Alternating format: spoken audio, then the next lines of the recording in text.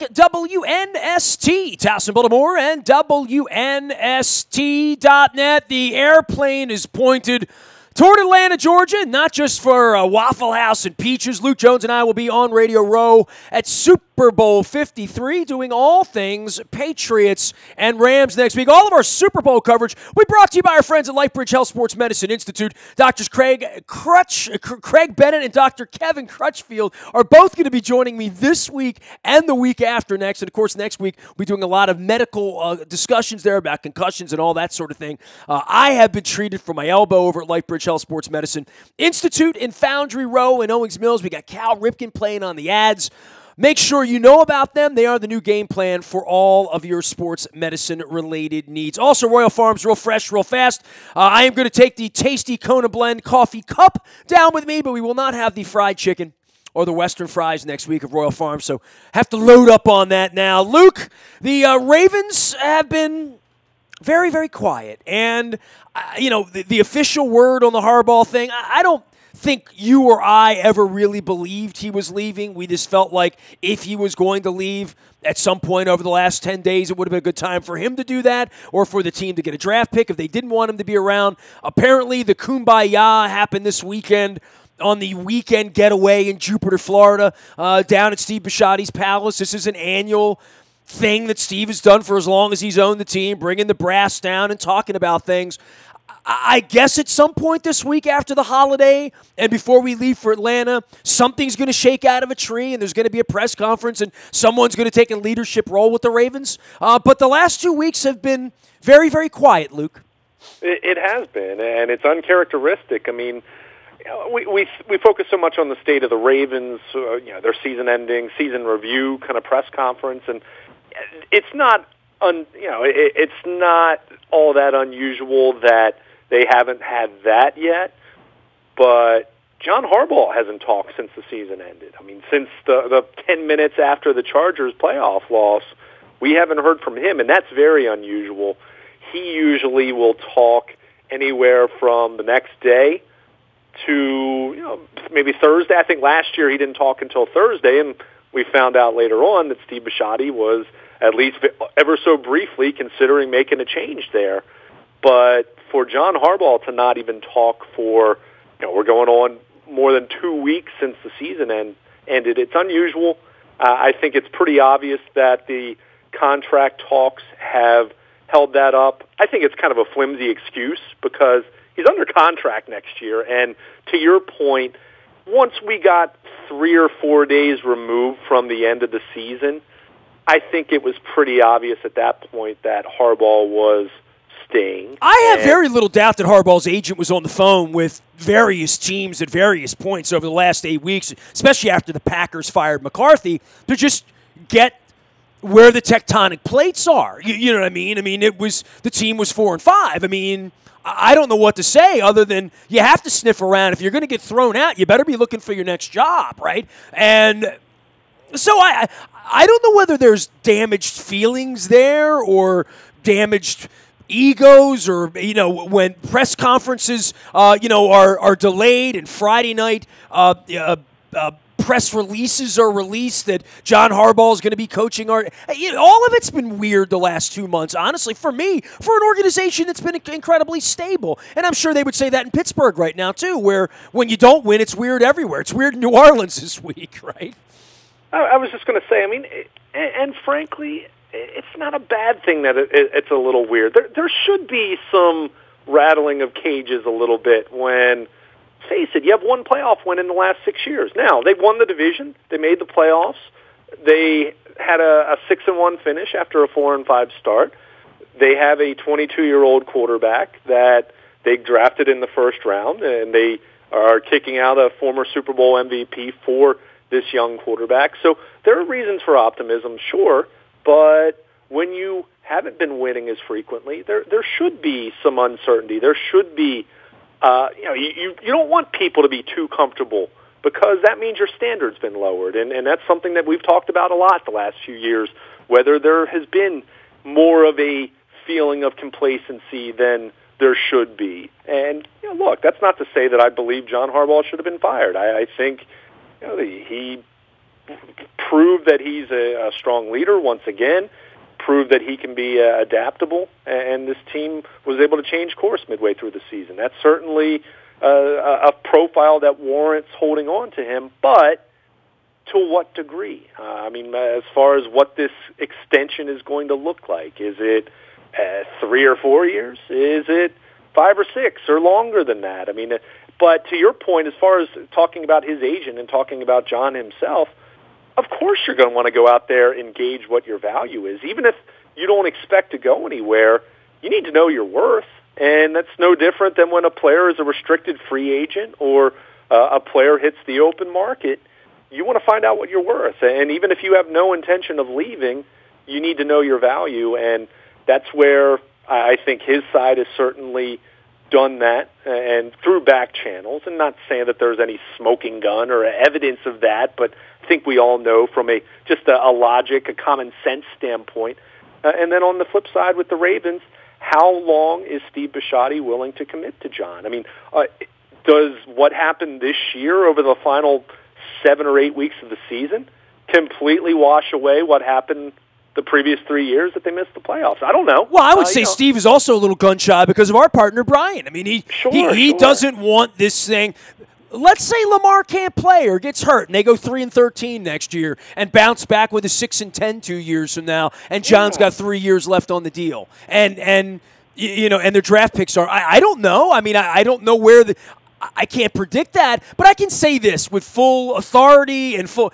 I'm glad John Harbaugh is the coach because I've seen what else is out there right now, and he would have had a job in 5 minutes that would have looked like a 5 or 6 year deal for $50 or $60 million, and that's what it would have looked like for him had he hit the street, and we would have looked like, I don't know, name any of the rest of these guys that are Flores, any of these guys that are getting jobs right now. That's what our coach would have looked like right now, and I'm happier with the bus I'm riding on right now, and I think Steve Bisciotti is too, based on whatever this extension will be announced for. But I don't think it's a 2-year extension, right? You wouldn't think so, and if that's what it would be, you would think John Harbaugh would just say what has been the speculated point for quite some time, is that he'd say, okay, I'll coach out my final year. I'll go into my contract year. I'll do what the likes of Joe Flacco and Torrey Smith, and then go down the list of any player in recent history for the Ravens that have gone into a contract year. So I guess for me, and look, I hear what you're saying there, and I would have brought John back too. But at the same time, but I don't know if I want to give John $60 million fresh dough, right? Yeah, exactly. Steve Bisciotti acknowledged. We're coming up on 1 year since he admitted that he considered changing his head coach. He considered letting John Harbaugh go, even if it was ever so brief. And I don't think it got to a point where he was 95% sure and then he had a change of heart at the last second. I just think it was something that, like we were talking about in the moments after 4th and 12 and talking about it the last few years in its totality, I think he was wondering, do we need to reset here? Do we need to reboot here? For me, I like what I saw, sure, but it's not as though they went out and won the Super Bowl this year. If they won the Super Bowl, then we're not talking about John Harbaugh's job security for, 4 or 5 years again. That's typically how this works, right? But it wasn't that. It was a playoff appearance. It was a division championship, and it was an ugly first-round loss. So what does that buy you? In the real scope of how we're looking at this pragmatically, does that buy you a year or two? With having a young quarterback now, does that buy you some time? And I speculated that, the night they drafted Lamar Jackson, I wondered if that was going to buy this coaching staff at least another year or two. So that is where it's tough if you're Steve Bisciotti. If you had the doubts that you had at the end of last year at this time, what changed? I know what changed, but was it enough to completely have 100% confidence again, where John Harbaugh is your guy and you envision him being your guy for the next 10 years? Or is this more a case of, we need to give him an extension because he earned it, but on what terms? And that's where I think we're all fascinated to see what this looks like.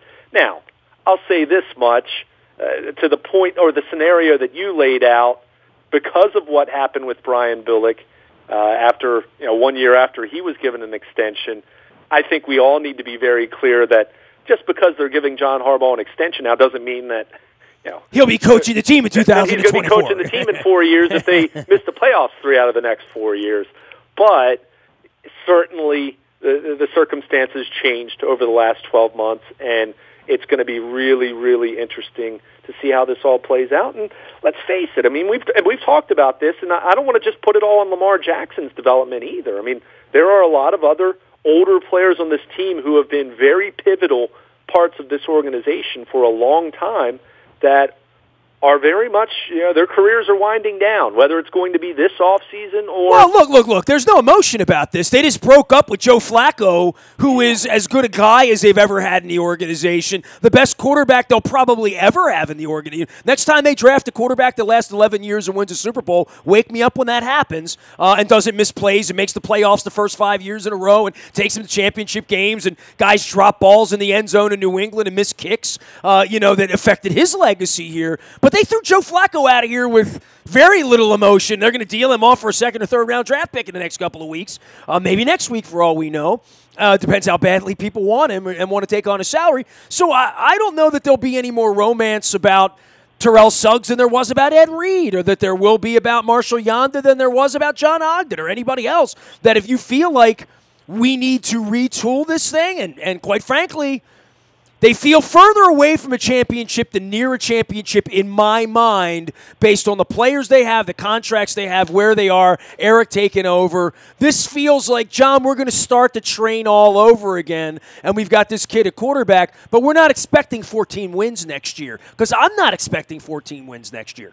Yeah, and well, first of all, it's tough to ever expect 14 wins. I mean, even the years where teams do that, unless you're New England maybe, it's difficult to anticipate that. But they certainly, I mean, they're in transition. There's no question about that. I mean, the quarterback, Ozzie Newsome to Eric DeCosta, and how that's going to work. I mean, I still, as much as the organization has tried to downplay the significance of that, it's very significant. Let's not just act like that's nothing. And how that dynamic's going to work, and the fact that I know they're incredibly close, and I know that Ozzie Newsome has instilled so many lessons in Eric DeCosta, but my question is, how much is it really going to change? And quite frankly, some things do need to change and evolve, because it hasn't been good enough as far as compared to the incredible standard that they set for a long time when you look back at the last 5 or 6 years. So, well, you also wonder where the Marty Morningwing thing happened. I mean, that's John's guy,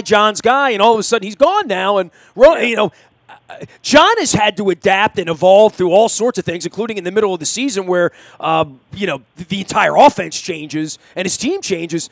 John's been quite the survivor here. He really has been, and I tip my cap to him. He's a hell of a football coach. He really is. I agree with you on that. I really do, but it is also interesting that, to your point, that they're moving on from Joe Flacco, and maybe they're moving on from Terrell Suggs, and maybe they're moving on from Eric Weddle, and they have a new general manager, even though he's not really new, but he's new in this position, and yet John Harbaugh is going to get a second life, so to speak. I mean, most head coaches, they tend to be married to their first quarterback, and how they go is how they go. I mean, think about Brian Billick. Even though the Ravens didn't draft a first-round quarterback until he was, 5 years into the thing, but what happened with Kyle Bowler directly impacted what happened ultimately with Brian Billick, and that was speaking about a coach who had already won a Super Bowl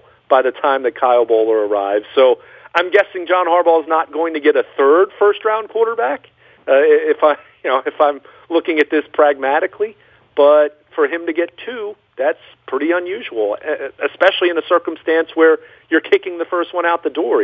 Joe Flacco's not retiring. It's not as though he won a Super Bowl and went off to the sunset, but it's definitely unique in that regard. But it does speak to the positive qualities that Harbaugh has.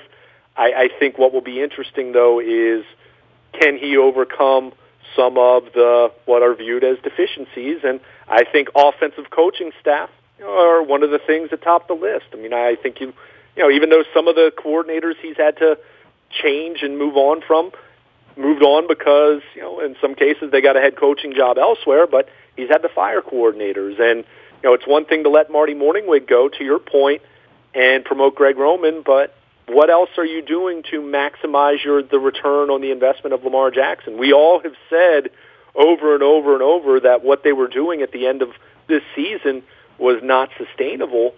So what are you doing to make sure that the offense continues to grow? What are you doing to maximize Jackson's development? And if you're going to tell me that there were too many cooks and Marty Morningwig's going to move on and you're okay with Greg Roman and James Urban, okay, but you also expressed interest and even said in your statement that you wanted Morningwig to stay. So if he's not staying, and then you're not going to hire anyone new to come in and work in some capacity of a pass game coordinator, offensive assistant, whatever creative title you want to make up for some other individual coming in, then I immediately ask, are you doing everything you can to not just keep Greg Roman, but maximize what you're going to ultimately have with Lamar Jackson? And that's a fair question to ask, even if you're happy with the Harbaugh extension and that he's going to continue to be the head coach moving forward. Luke Jones is here. He is Baltimore Luke out on Twitter and Luke at WNST.net. We will be in Atlanta, Georgia all next week for Super Bowl 53 coverage. All of our WNST coverage brought to you by our friends at Charles Newsonoff & Sons. Since 1923, true love comes in all shapes and sizes. Don't look now, Valentine's Day right around the corner. We're a couple weeks out on that. Go see him in Parkville. Give Sydney a ring. Find him out at charlesnewsonoff.com or at 695 right off Perring Parkway. Make sure you look that way. Also, our friends at Lee Tessier and the Lee Tessier team selling my condo, selling your home. They've been doing this for 50 years now, helping local buyers and sellers just like you, locating the finest properties and negotiating the best deals. I'm getting lunch with Lee up at Box Hill Pizzeria this week. Make sure you're up in Harford County, Baltimore City, wherever you're selling your home, you find them at leetessier.com. Also, our friends at Cole Roofing, sponsoring our community and charity series. Bill Cole, been there 100 years now. I got to change the read sheet. It still says 99 years on it. Don't let it goof on your roof. We've got these cold weather conditions and the cracking and all that stuff. Bill is here to take care of your corporate roof space. They've only been doing it 100 years. ColeRoofing.com, and I have my Cole Roofing coffee cup here, drinking my Royal Farms Kona blend. Luke and I will be in Atlanta all week next week, doing it up. It's all brought to you by our friends at Curio Wellness, as well as our friends at Strategic Factory and LifeBridge Health Sports Medicine Institute, bringing us Radio Row coverage for a full week. And from the Ravens' perspective here and where they are watching this thing on the outside and all the questions that need to be made, I guess the first thing is who wants their quarterback, right? Like the big question here won't be Yonder Suggs. That'll happen at some point, and that's not about what they get in return. But the trading or the parting of the ways with Joe Flacco, this will be a fascinating case study over the next couple of weeks because it was in the middle of Super Bowl Radio Row last week. If you remember, Kirk Cousins was walking around one minute. The next minute, he's headed to Minnesota, and Alex Smith is headed to the Redskins. And, quarterback deals started kind of early last year. Yeah, and keep in mind, they weren't made official until the start of the new league year, but you're right. I mean, there was an agreement clearly in place, and that came to fruition the week of the Super Bowl, at least the Washington part of it. Now, we didn't know Kirk Cousins was going to wind up in Minnesota at that point, but it is going to be fascinating because you have Nick Foles, you have Teddy Bridgewater, you have the possibility of a Ryan Tannehill. Who knows what's going to happen with Eli Manning and the Giants. I mean, I think it seems as though there's a sentiment that he's going to return, but who really knows? I mean, a lot can change over the next 2 months. But I think what we're finding now, and you're seeing more teams, and I think the Ravens kind of fit into this category, quite frankly, is I think teams are slowly but surely maybe starting to smarten up a little bit as far as unless you have a truly top 5 kind of quarterback, how much are you willing to pay for a quarterback? And that's where I think it's going to be interesting for someone like Nick Foles if he becomes a free agent, or let's say the Ravens can't trade Flacco, and they just have to end up releasing him. But it is Flacco and Foles, right? And then there's everybody else. I mean, nobody's lining up for Blake Bortles or lining up for Tannehill. You know, these other guys. Bridgewater, for example. You know what I mean? I mean, I hear you, but I think Flacco still stands at the front of that class, and maybe I'm biased, and maybe he's 34, and maybe that's part of the issue as well. But to look and say, I want to rent a quarterback for the next 2 years if I'm Miami or Jacksonville or Washington or Denver or any of these teams, to think that I'm close to being a 10 or 11 win team if I had the right quarterback in here, maybe a few players in the offseason and retooling. We see all these teams retooling. I would say Flacco would be the best of that lot if I had to go do it. Now, if I have to give him $20 million and give away a second-round draft pick, maybe Foles looks better once free agency begins. I don't know, but that's going to be the weight for all of this. And I don't know what the temperature is on Joe Flacco out in the marketplace. I think it's probably warmer than it is around here.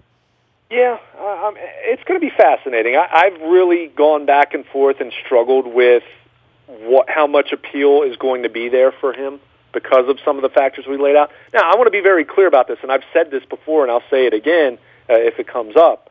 From a contractual standpoint, it's a 3-year, $63 million contract with no guarantees whatsoever, with an $18.5 million base salary for 2019. If you are a team that fancies yourself a contender that's a quarterback, a solid quarterback away from being a really serious contender, and you know, the team that I keep coming back to over and over is Jacksonville. I think it's pretty apparent that the Blake Bortles ship has sailed. It feels that way, certainly. But how much are they valuing that? Are they valuing that to the degree that they're willing to give up a third-round pick? Or is it more like it's a 5th or 6th round pick?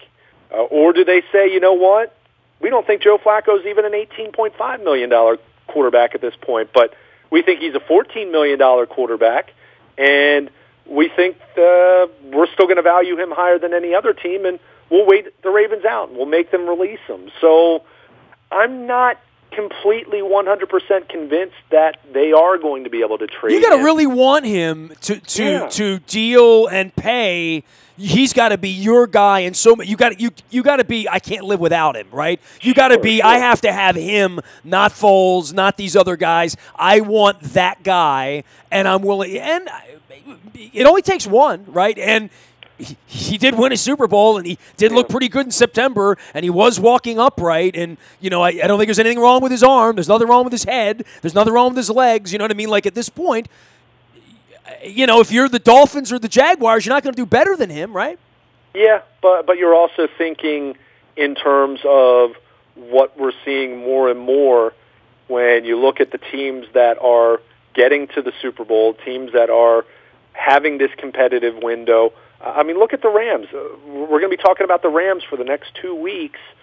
Look at the roster they've been able to fill out with Jared Goff, who was the number 1 overall pick a couple years ago.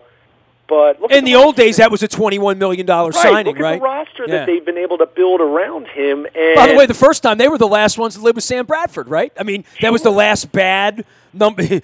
True. They always draft number 1 quarterbacks, I guess. But but that is fascinating with Sue and the amount of money. I mean, you see Aqib Talib sitting on the bench, and you're like, man, they got a lot of Eric Weddles on their team, don't they, right?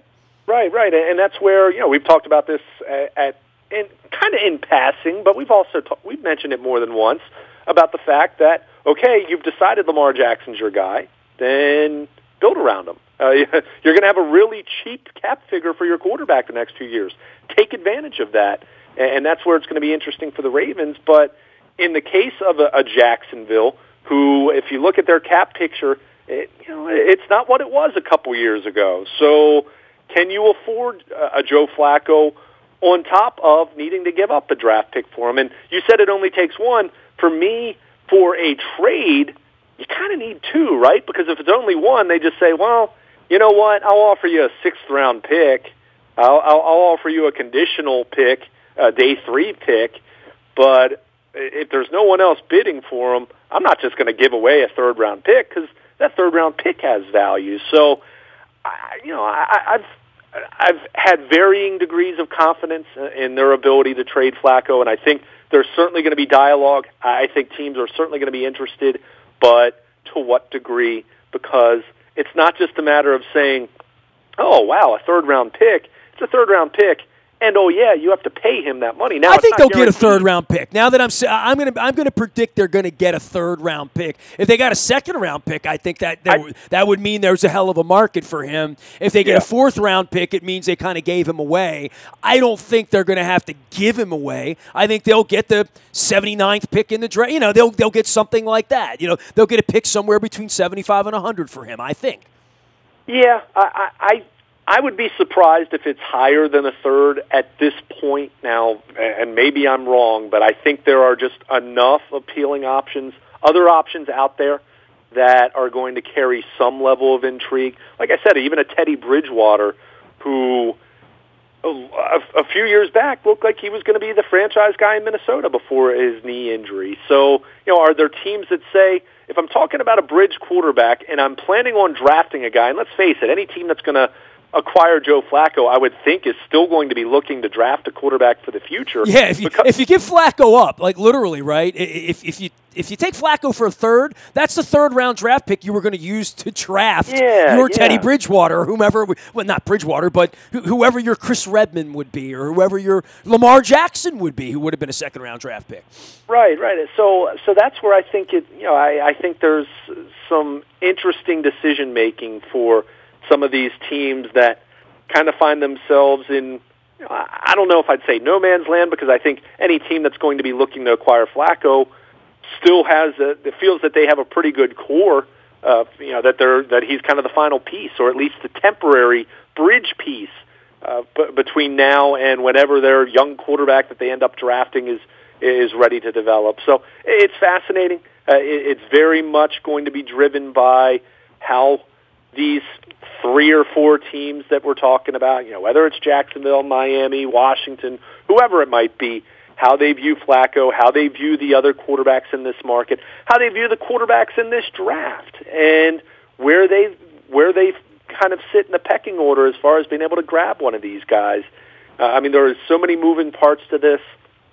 I would be, you know, I don't think they're getting a first-round pick. I'd be really surprised they get a second-round pick. I think for me, the high end would be, you know, if you get a third-round pick for Flacco, I think, you know, you're doing pretty well for yourself. But, you know, I'm not totally convinced, because you are talking about a quarterback who's 34. It's not guaranteed money, but if you're going to hold on to him for a year or two, it's not incredibly cheap. It's manageable. It's reasonable, but it's not over-the-top dirt cheap. And you're talking about a quarterback who's had durability issues, and that was one of the things that, even though I was against philosophically the Ravens taking a quarterback in the first round last year, I saw the same thing that was happening with Flacco as everyone else. That, you know, he had the back last year, he had the hip this season, he had the knee a few years back. I mean, he's breaking down. I mean, his durability was one of his greatest strengths for a long, long time, but any player is durable until he's not anymore. You know, I can remember people arguing for Giovanni Gallardo for the Orioles to sign him because he had been really durable. And guess what? He wasn't durable when he got to the Orioles. So, you know, it doesn't last forever. Even Cal Ripken broke down at the end of his career. So I think teams have to weigh all those variables, and that's where I'm not positive, I'm not convinced that they're going to have this huge trade market for Flacco. But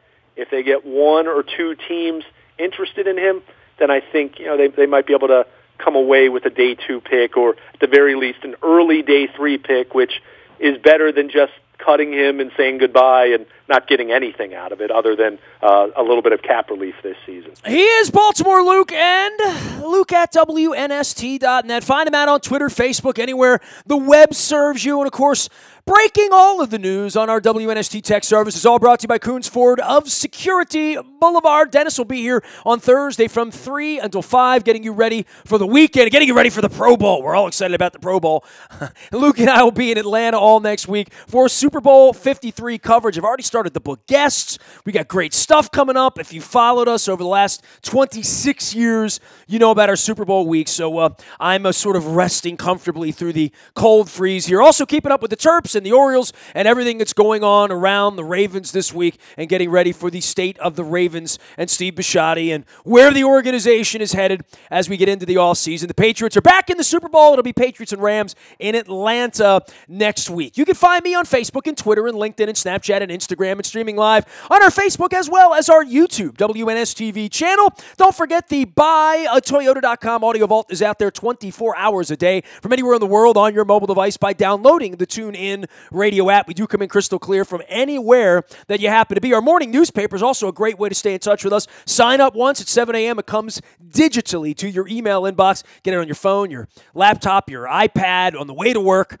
over your Royal Farms coffee, whatever it is. All brought to you by Planet Fitness and PlanetFitness.com, where it's always $10 a month to get in the best shape of your life. There is a Planet Fitness right around the corner from you. Sign up. It's warm in there. It's cold outside. You got to run inside in the winter at Planet Fitness and PlanetFitness.com. Also brought to you by our friends at the Maryland Jockey Club in Laurel. The ponies are running down there. We're getting ready for Triple Crown season. And, of course, it is warm inside and delightful at the completely renovated sports bar and betting area at Laurel Park. Get on down there. Learn more out on the front of WNST.net as well as in our morning newspaper where the entries appear each and every day. I am Nestor. We are WNST.net, AM 1570, and WNST Towson, Baltimore, off to Atlanta. But we never stop talking Baltimore sports.